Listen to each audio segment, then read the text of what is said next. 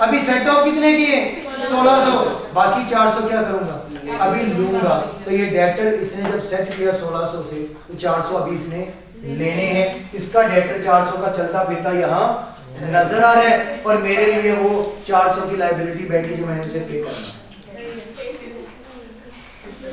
तो मैंने लायबिलिटी के लिए बैठी बोला है।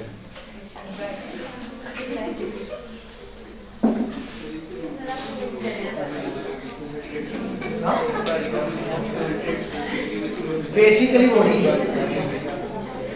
अब अगर आप देखें तो अब दुकान से सामान लेके आते हैं,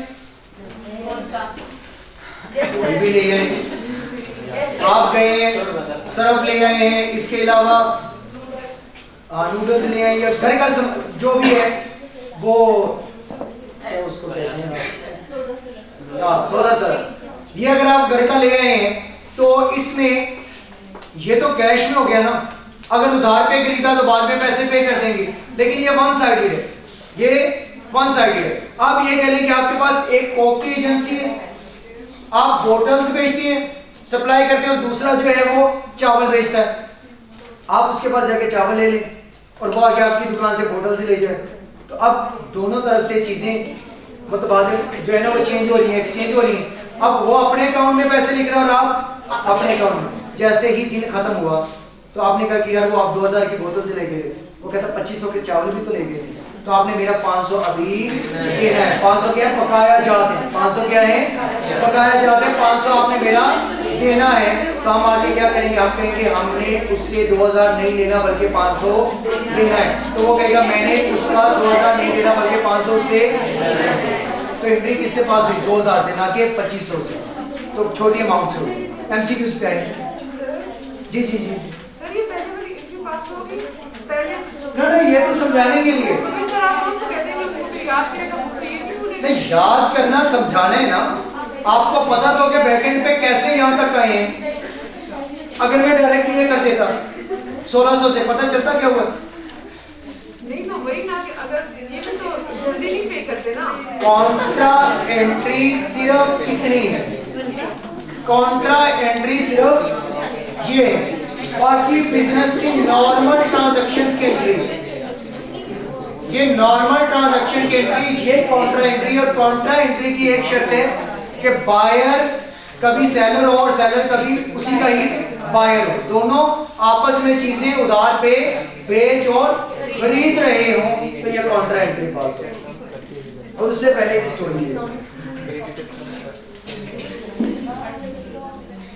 सर जी, अगर सिर्फ मैंने आपको चीजें बेची हो, ठीक है, आप मुझे पैसे नहीं दे रहे उधार पे क्रेडिट से, हाँ, फिर वो बेड डेट हो गया है, आप नहीं दे रहे भाई बैड डेट अगले चैप्टर में सर। एक मिनट वो अगले चैप्टर में ओ ना बच्चों को गुमराह ना कर। नहीं सर मेरा और नहीं नहीं नहीं बोले हाँ, तो फिर मुझे मजबूरन आपसे भी लेज लेनी पड़ रही है, तो फिर वो भी कॉन्ट्रैक्ट सेटलमेंट हो जाएगी। आपको पता है ना कि बैड डेट हो रहे हैं, आज तो 10 चीजें ले लो। पार्टी वो होनी चाहिए कि जिसको उधार पे चीजें बेची थी और अब आप उससे उधार पे चीजें खरीदने आ रहे हैं, वो चीजें नहीं बेच रहे उस तरह से।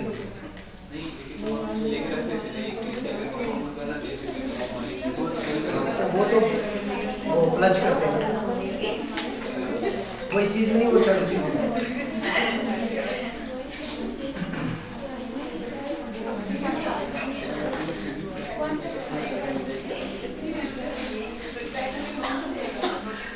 क्या हो गया भाई, आप क्या कह रहे हैं?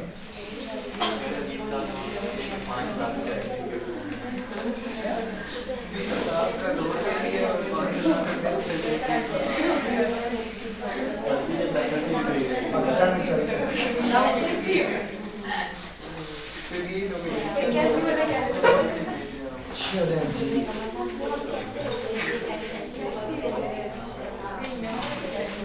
आज है जी डॉक्यूमेंटेशन पे ब्रेक चाहिए।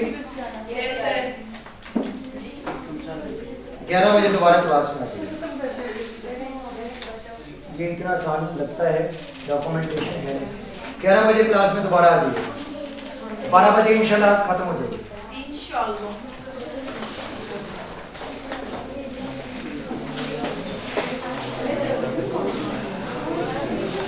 मतलब नहीं जा रहे तो पढ़े।